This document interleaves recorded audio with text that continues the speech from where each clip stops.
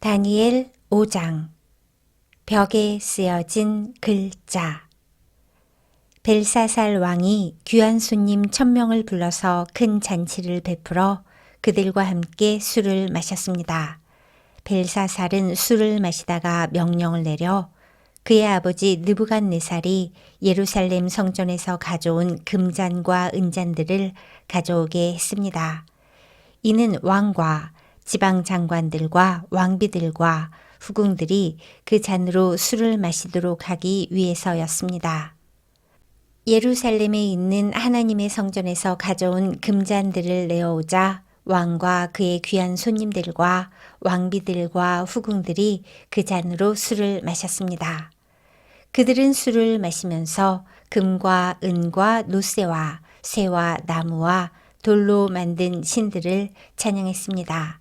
바로 그때 사람의 손가락이 나타나더니 촛대 맞은편 왕궁 석고벽 위에 글자를 쓰기 시작했습니다. 왕은 그 손가락이 글자를 쓰는 것을 보았습니다. 왕은 두려움에 사로잡혀 얼굴이 창백해지고 다리에 힘이 없어져 무릎이 후들후들 떨렸습니다. 왕은 점성가들과 주술사들과 점쟁이들을 불러오게 하였습니다. 왕이 바빌론의 지혜자들에게 말했습니다.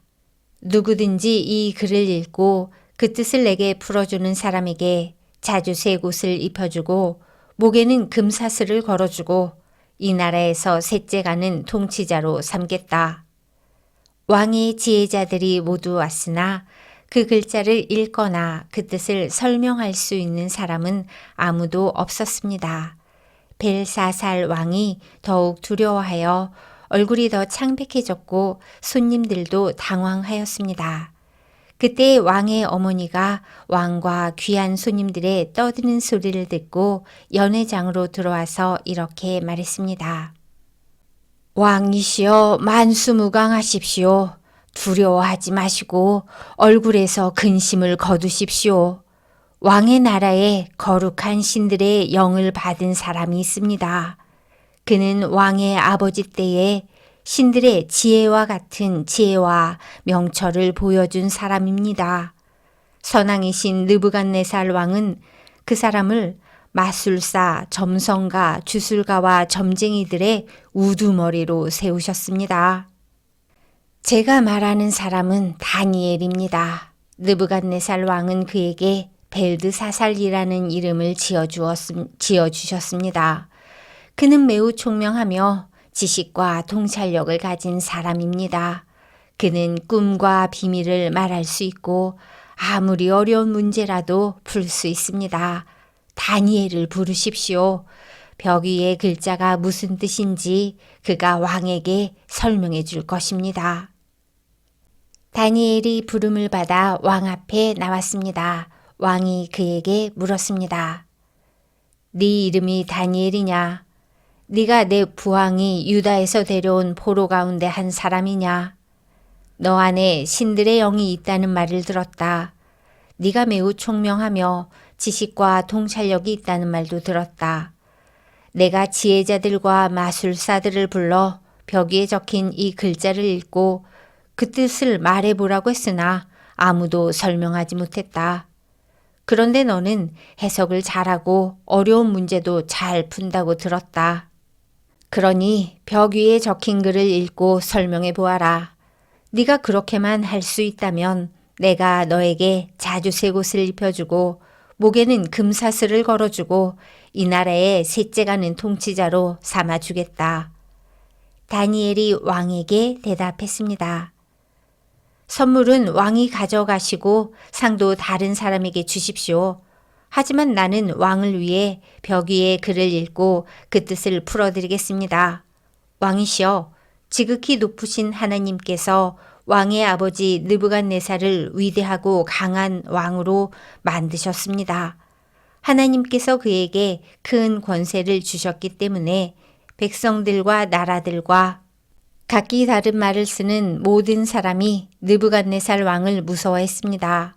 그는 마음대로 사람을 죽이기도 하고 살리기도 했으며 높이기도 하고 낮추기도 했습니다. 하지만 느부갓네살 왕은 너무 높아지고 교만해졌습니다. 그래서 왕의 보좌에서도 쫓겨나고 누리던 영광도 빼앗겼습니다. 느부갓네살 왕은 사람들에게서 쫓겨나 그 마음이 들짐승처럼 되어 들나귀처럼 살며 소처럼 풀을 먹었고 몸은 이슬로 젖었습니다.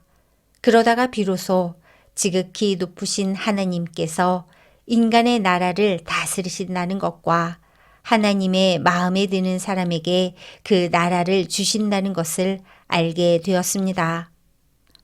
느부갓네살의 자손인 벨사살 왕이시여, 왕께서는 이 모든 일을 알면서도 마음을 낮추지 않으셨습니다. 오히려 하늘의 주를 거스르고 주의 성전에 있던 잔들을 가져오게 하여 귀한 손님들과 왕비들과 후궁들과 함께 그 잔으로 술을 마셨습니다. 그리고 왕은 왕의 생명과 왕이 하시는 모든 일을 다스리는 하나님을 섬기지 않고 은과 금과 노쇠와 쇠와 나무와 돌로 만든 신들을 찬양하였습니다. 보지도 못하고 듣지도 못하고 아무것도 깨닫지 못하는 그것들은 참 신이 아닙니다. 그래서 하나님께서 이 손을 보내셔서 벽에 글자를 쓰게 하신 것입니다.